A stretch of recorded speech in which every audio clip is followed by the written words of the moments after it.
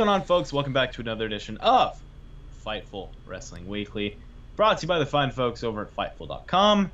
Joining me, as always, as it's never anyone different. It's never anyone different. Way to sound depressed about me. It's never anyone different. Jeez. Tim, how you doing, man? Pretty good, other than slow check cashiers at Walmart. I'm doing pretty good. Oh, gosh. Those are the best. People take It is another week. It's another Friday. Yeah. And we don't record this on Thursday night at all. We record this. It goes up when you see it.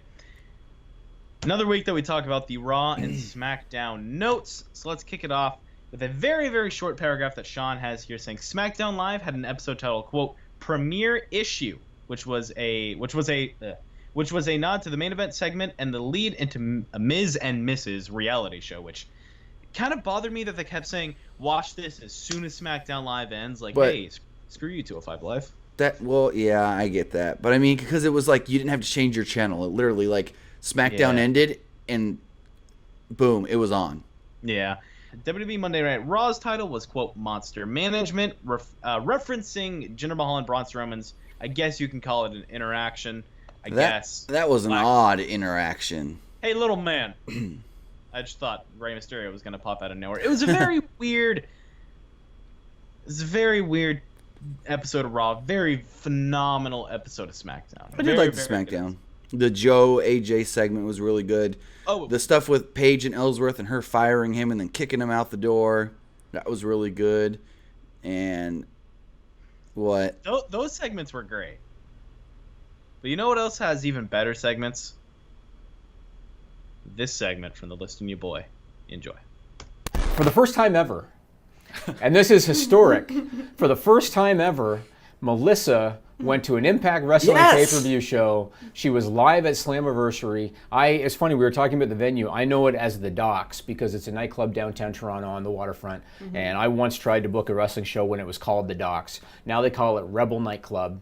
She went to the show. She's mic'd up. Next week, we're going to have a video compilation because she took a bunch of very interesting videos. So we'll have a compilation. This week, give us your thoughts, your summary on your first ever live pay-per-view experience for Slammiversary. It was a lot more enjoyable than I expected it to be honest. LAX or LAX in the OG. Yeah, LAX. Amazing. You can call them LAX if you want. Melissa calls them LAX. That's their wrestling. name. You never know, right? But that's true. That was wonderful. Oh my gosh. I'm still a little disappointed that nothing was set on fire, but besides that, it was pretty good. That was the vibe I got watching at home, is that people were a little let down when the lighter fluid wasn't actually used. Mm-hmm. You know what? They probably didn't have fire marshal's permission to do that. Yeah. Meaning that Scott D'Amore should have known better. Because once you tease the crowd with that and don't deliver, you can't do that. That's one of those things. You got to deliver on the fire. Got to deliver on that. That was a mistake. But otherwise, I haven't seen the show, but I've seen clips, and I talked to Sean, I talked to Melissa. I hear that it was quite good. I heard that there was a big ECW feel to it, a lot of weapons. Oh, yeah. Mm-hmm. It was a modernized ECW feel. And Melissa, you mentioned your boyfriend was actually a Tommy Dreamer fan, right? Yeah, and ECW, so he was thrilled. Awesome. Yeah. Awesome. Some of the matches that happened on there, I want your thoughts on a couple of these. The opening match that had Johnny Impact, Phoenix, Taiji Ishimori, Petey Williams, that I thought really set the tone very well for that show. That one was so whimsical. Oh man. Whimsical. Hey Sean, it was so have whimsical. you ever done a post Raw, post Smackdown, or post pay-per-view podcast where Alex Pulowski said, "Boy, that was a really whimsical matchup"? Yeah, honestly, I probably have. It's Alex. Okay, maybe. Quite the whimsical matchup this was. Maybe. He's got a Shakespearean quality to him a little bit, so I can see that. Yeah. So there were a lot of weapons used. You had Pentagon, and Sami Callihan was spitting and snotting everywhere. Oh, was he? Yep. Did you get any souvenir saliva? No, luckily not. But I loved your video. I loved your video when you thanked me for paying for the alcohol. Now, my last thing, how did the Su Yung Madison Rayne thing come off to you? That was a little theatrical. That was probably the most underwhelming one. Really? Live? Yeah. Live. I Googled Su Yung beforehand, and I thought she would be super interesting to watch, but it was kind of, fell a little flat to me. Is it Wish because you wouldn't have Googled things? I was going to say, is it because based on Google, your expectations were too high? I quite literally just did a quick glance on Google Images for everyone, just so I remembered what they look like. I didn't half the time, but. Okay. Lots of good matches there. I thought Tessa Blanchard and Allie had a really good match. That was great, yeah. That was a really awesome match. They delivered. They caused a lot of buzz. I couldn't have thought of a better show for you to have attended live for your first show. How was Tessa Blanchard not in WWE? Attitude problems. Really? Okay. Okay. And her and Ricochet splitzo. So. Okay. Yeah. She got Melissa, great reviews as being like an old school Japanese wrestler, like Tatsumi Fujinami or something like that. Well, she's really good. I wouldn't put her in that category or anything like that. Style-wise, not. I wouldn't even put her in there style-wise. She looks like a star. She acts like a star. She talks like a star. Okay. Melissa, you didn't go to the tapings Monday or Tuesday. What gives? What? You didn't go to the TV tapings Monday and Tuesday. What gives? You didn't get me tickets, Sean. Come on now. Yeah, Sean, damn it. I was ready to go with the expense budget and everything. Yeah, exactly. I was ready to sacrifice my Sunday, Monday, and Tuesday nights off. Yeah. Hey, she loved it. She said she loved it. I would go. But you know what, though? After the first one, it's never quite as good the second time. Yeah, well, and that show, that was a special show, too. Yeah. Mm-hmm. And the crowd was great. You could tell. I had no expectations, so I didn't know this was one of the best shows Impact has put out in a while. But I could get the vibe from the crowd that they were pleasantly surprised. Right. And it was very fun, yeah.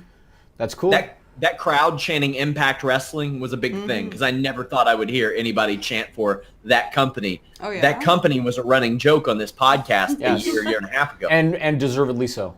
Yeah. To the point to where we were both convinced it was not financially solvent. It couldn't be anything but insolvent. Okay, it was to the point that Ed Nordholm told one of our listeners that he wasn't Ed Nordholm. Yeah. That really happened. He saw the dude's T-shirt, he saw Fightful on it, and he told the guy, this is Mark Francis, one of our listeners, and he told him, I don't know, he made like he's not Ed, like fuck off. That was you, Ed Nordholm. Oh, no.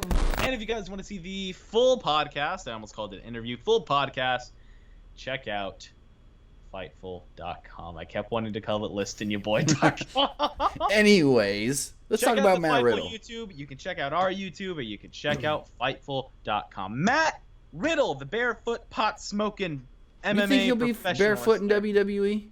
I hope so. So, Sean wrote a little bit about Matt Riddle, his bro, stating... His fucking... I've obviously been asked a lot about the Matt Riddle situation. Flat out, I'll say that Matt Riddle has not answered any inquiries about him leaving WWN for WWE, but several people I talked to regularly within WWE told me, barring some horrible, unforeseen controversy, he'll be in Brooklyn. He'll be there in Brooklyn. He goes on to say that he spoke with Riddle on camera this week after I heard on my sources, but made it clear that Matt that I would, under the condition that I would discuss the possibility of him jumping to WWE, Ring of Honor, or elsewhere, given the heat that has been on Fightful from certain companies of late, I didn't want him to think us interviewing him would be that unforeseen controversy that threw a wrench into any of his plans. Ooh, I didn't even think about that. Well, yeah, because if he leaks it out early and says, "Oh yeah, I'm leaving to go to the WWE," and I want to tell you, I genuinely hope that Riddle. NXT or main? Where does he go? Huh? NXT or main? Where does he go? NXT. Think so? Yeah. I think he has to. I think he's got to mix it up with Lee. He's got to mix it up with Dijakovic. He's got to mix it up with Ricochet. Got to mix it up with Adam Cole. Got to mix it up with Velveteen. There's so many people that he needs to wrestle down there, which would just be phenomenal. It would be a lot better NXT TV. It would make it a lot more fun to watch. It would bring for a lot of energetic matches, and I think pretty soon we're gonna have to start upping the amount of matches on takeover cards. You've got a lot of talent. You'd have to put more time. You have to give it an extra hour then. there's so much more to Matt Riddle joining the WWE than there is just from the side of wrestling. This could be a huge business move to say, we are coming for these big names. We're not trying to steal them and ruin all these other people. We want them to succeed here. We want everyone to succeed here. A lot of people talking about, we want NXT to branch out with these independent companies. I'm not saying we're going to get that immediately, but it could be something that's slowly starting to be injected into the stream. Right. And what might be kicking that off is a lot of these independent guys saying, you know what, I am going to sign this contract because I have hopes that in a few years, that we're going to get a Will Ospreay Matt Riddle match that isn't just in NXT. It's going to be a New Japan or a Progress or a whatever Will Ospreay versus an NXT guy. And that's exactly what people want. That's exactly what I want. And it could be something that's starting to seep its way into WWE. And we saw that at WrestleMania Access when they had the Progress guys there. They had the WWN Evolve guys there. And we got Cassius Ohno and Keith Lee. God, phenomenal match. And it's again, I think a lot of these signings are a mix of we really like this talent. We think he's great. We want him on our brand. And this is for a business standpoint so we can continue to grow our company, because no matter whatever you think about WWE, it has to continue to grow. It cannot stay where it is. NXT is helping this company grow massively. Guys like Ricochet, guys like the War Raid, I keep wanting to call it War Machine, Velveteen Dream, EC3, Tyler Bate, Trent Seven, Pete Dunne, all of these names are really helping this brand grow into realizing this isn't your grandmother's WWE. And I mean, Adam Cole even recently defended the North American Heavyweight Championship. I think they call it heavyweight. Anyways, North American title against Walter at an Evolve show. Exactly. You can see the seeds being planted, and you can complain all you want that WWE's stale. Or watch NXT. Enjoy NXT. They have a great relationship with ICW and Progress. and Evolve and WWE. And they have such good relationships with them. It's phenomenal. And what I would like to see with their WWN Evolve relationship is maybe they work with, Shine? They can do some women's stuff there as well. Maybe if they've got a girl like Candice LeRae or something, and they say, hey, we need a girl for the Shine pay-per-view or something. Can you send somebody? And they send Candice or something. Or have one of the girls come work a taping for NXT or whatnot. It bears nothing but good things. So I really hope this Riddle signing brings good things. And now, enough of my beautiful voice and beautiful face and Tim's, his face. We're going to send you over to a very, very exciting interview. It's why we had to listen to you boy first, because you're going to hear Sean Ross Sapp and Matthew Riddlestein, also known as Matt Riddle. The King of Bros. The King of Bros. NXTHC, my favorite thing on the planet. We're going to send you an interview with those two right now. Enjoy, folks. I was on a conference call a while back with one Kenny Omega. Whoa. And he put you over. He put you over big time, Matt. What'd you think about that? I know you heard about it. I mean, I'm a fan of his work. I've seen him do a couple things. And I think he's one of the greatest things in the business of wrestling today. So hearing that from him is, that's awesome. That's a stallion move. It's you don't expect somebody at that level to even know who you are, and the fact that he knew who I was and spoke highly of me was, it was awesome. So have you ever had any interaction with him? I mean, I'm sure have you all been on any shows together at all? I shared a locker room with him at PWG, I think last year at Bola. And it was him tagging with the Bullet Club, the Young Bucks, and they did a 6-man tag, I think, against Phoenix, Pentagon, and somebody else. I forget. Phoenix is pretty awesome too. Yeah, but he killed it last night. But that's the only time I really didn't talk to him. I don't even know if we shook hands. Really? He's a busy guy. I think we at least nodded. We were like, yeah. So you're not the type of guy who walks in there and shakes everybody's hand.